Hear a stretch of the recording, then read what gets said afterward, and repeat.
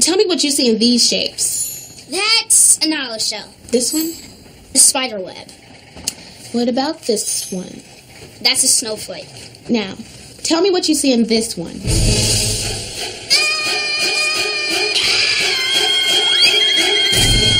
Bill Nye the Science Guy.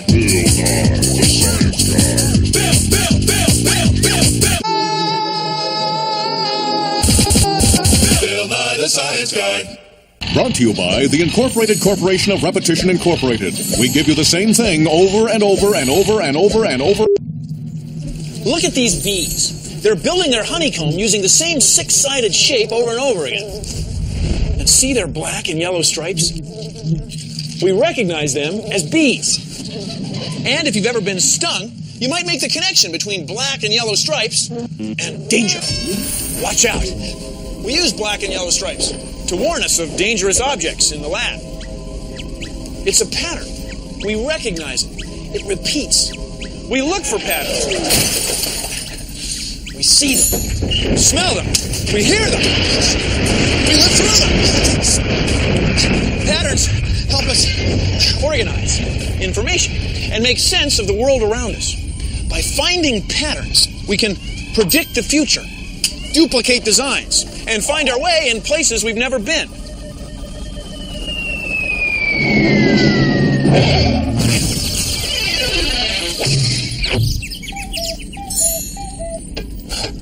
Take a look at this. It's our repeating roller pattern maker of science. Here are some patterns. This one represents the sun. These waves represent the ocean. And this moon is the moon.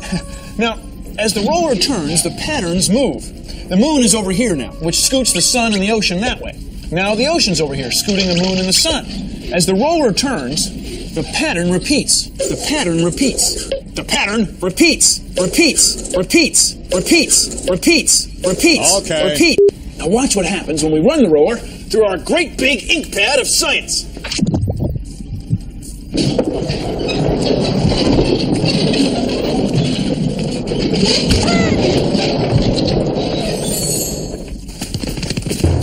See, the same pattern repeats on paper because it was made when something happened over and over again.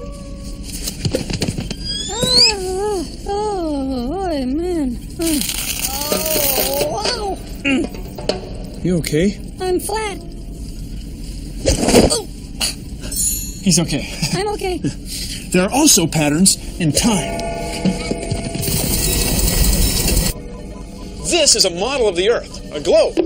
Now let's say you're a human living on the Earth, and you are. Every day you can observe a pattern caused by the Earth's turning. Sunrise and sunset.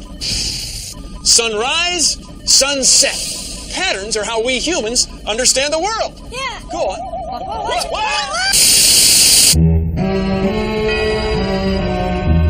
Hey, down here. Oh, do you have the time? No. Sunrise, sunset, sunrise, sunset.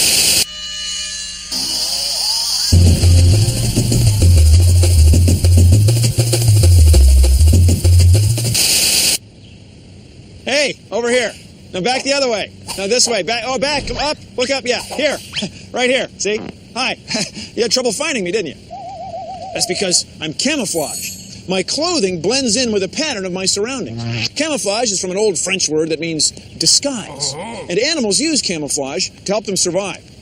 For example, zebras have a pattern of stripes that makes it hard for a predator to tell where one zebra starts and another one ends. That way it's hard for a predator to pick out any one animal to attack. And leopards have a pattern of spots on their fur that blends in with the dappled sunlight of the forest or jungle where they live. It makes leopards hard to spot. Hard to spot, get it? Yeah, Leopards. got it.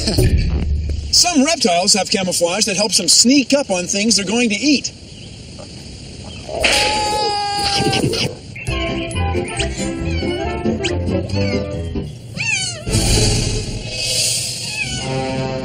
Help! Help! Help! Somebody help me! Rumple is stuck in the tree! I can help. Who are you? I am Stripe Man. Oh, Stripe Man, glad to see you. Did you know Stripe Man can baffle predators by running in a flock with other Stripe Men? Wow. Can you fly up there and get Rumple?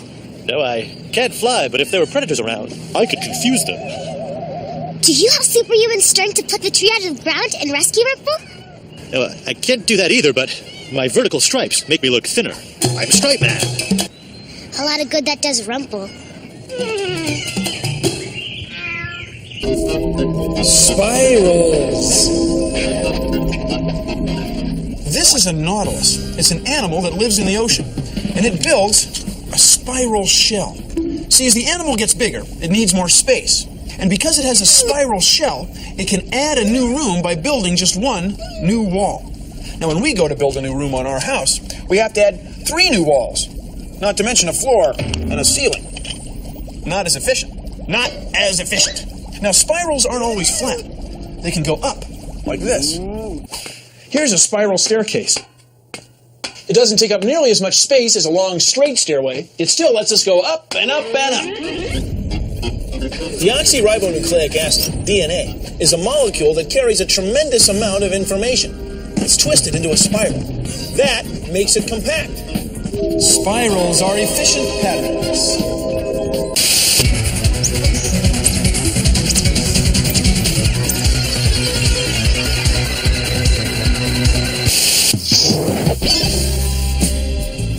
A tie-dye is a pattern you can make. All you need is a t-shirt, rubber bands, and a box of dye.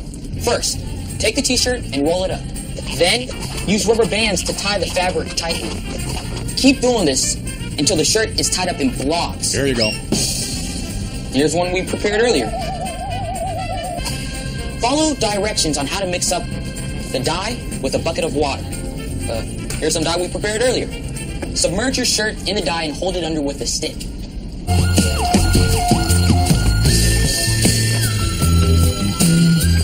After a few hours, pull out the shirt, rinse it off. Now take off the rubber bands.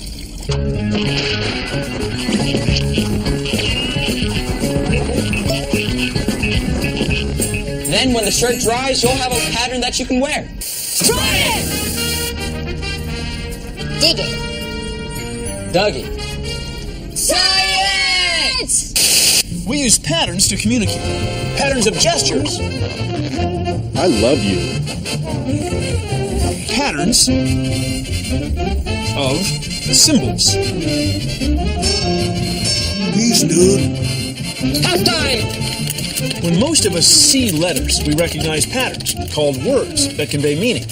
People who can't see use patterns of raised dots to represent the same letters, words, sentences, and stories. It's a different way of reading the same pattern. Patterns aren't just things that we see. They can be things that we hear. Patterns of sound. And there's a pattern we recognize. A ringing phone. Now we know to answer it. Hello? Oh, hi, Mom. Let me write it down. Say it again. Okay. Milk. Eggs. Bread. I got it. I got it, Mom. Milk, bread, eggs. Yeah. Okay, I'm on my way. Yeah. Come. Yeah. I love you too.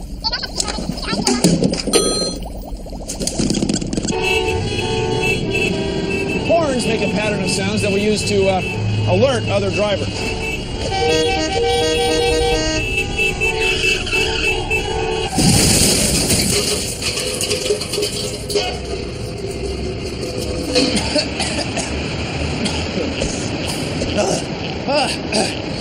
Car crashes have distinctive patterns of sound also.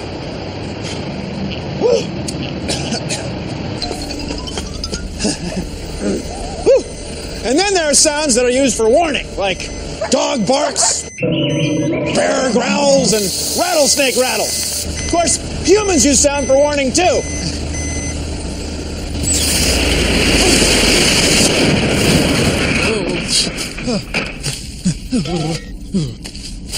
Huh? Wow. Whoa.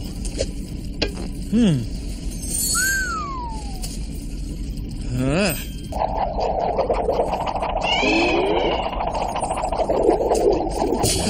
there's music, which is a pattern of sounds we use for fun.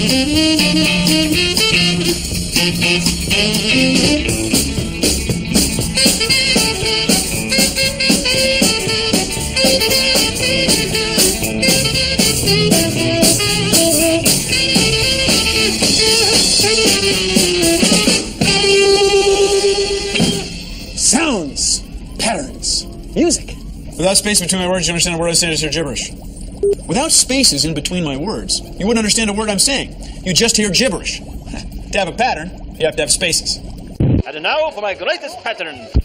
Diamond head. Butterfly head. And the crowning achievement, polka dot head.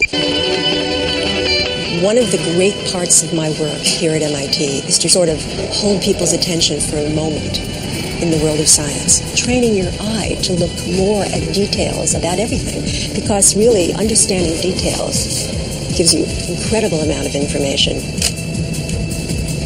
There are patterns all over. There are patterns on a CD disc, on minerals. There are patterns in bubbles, in oil slicks, crystals, some of them made by hand, some of them naturally occurring. And computer chips, the way they put down the information, it's all about patterns. It's pretty amazing if you really start paying attention to the world around you, how many patterns you can see.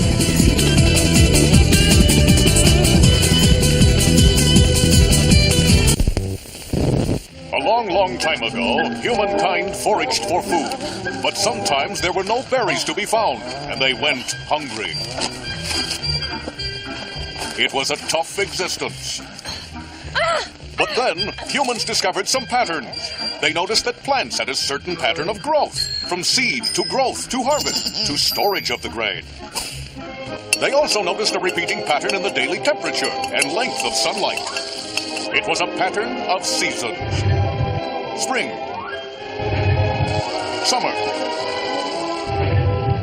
fall, winter. Once they realized these patterns of plants and seasons, the enterprising humans worked on matching them together.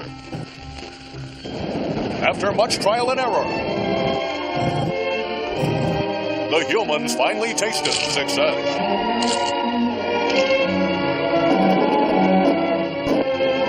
Patterns that changed humankind forever.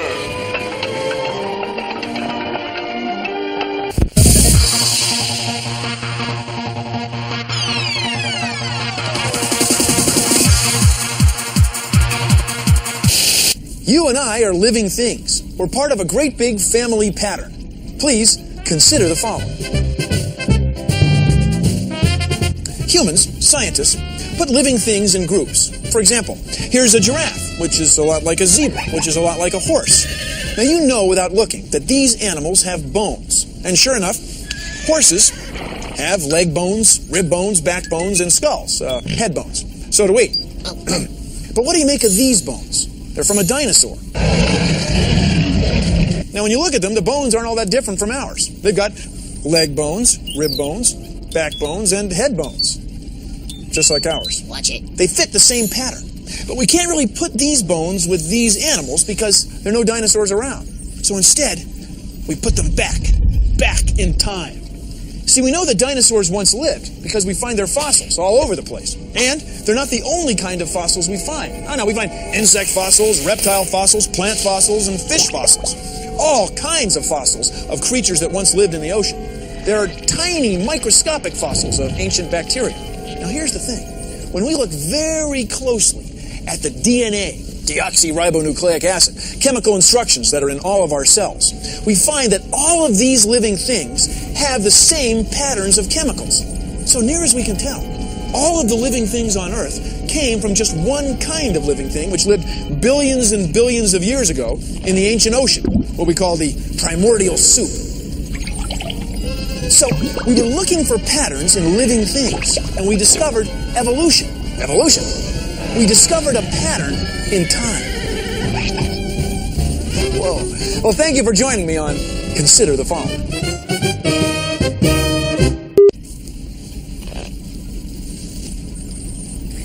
I don't know. Like all the triangles. There's a pattern.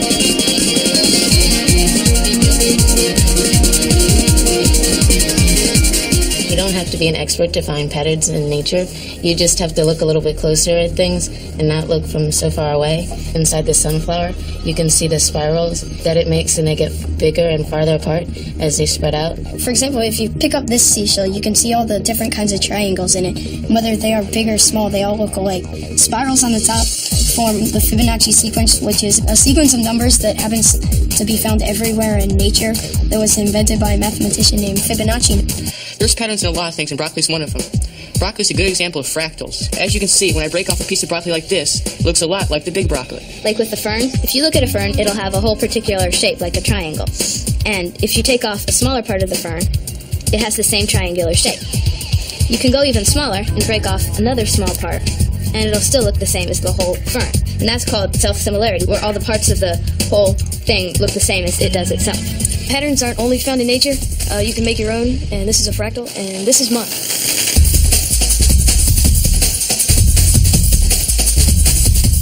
You can even use computers.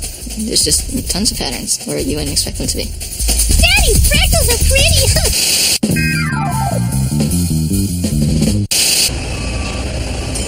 Patterns are everywhere! You can see patterns wherever we build things! Patterns of triangles to stiffen structures. Patterns of offset bolts to keep the steel stronger. Patterns of welded wire to reinforce concrete. This is rebar. Rebar is a bunch of steel rods arranged in a pattern, and then a bunch of concrete is poured over it. See these grooves in the steel rods? They help grip the concrete and hold it together. It's a pattern! Patterns in construction!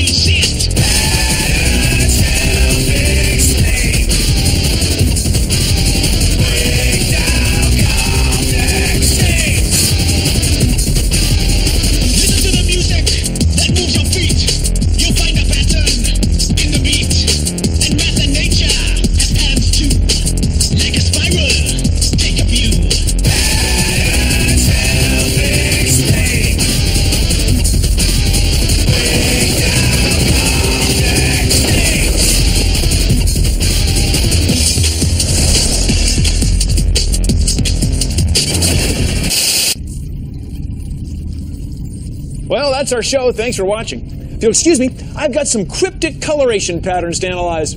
See ya! Produced in association with the National Science Foundation. Patterns. Stripeman can climb this ladder and bring back Rumple. And, by the way, did you notice this ladder is composed of a repeating pattern of parallel rungs? Oh, Stripe Man.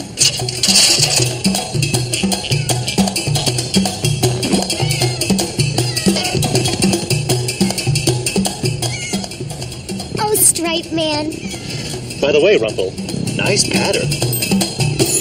Patterns. If you know your patterns of stars, you can find your way around on the Earth's surface. Star patterns are powerful. Science! Patterns everywhere.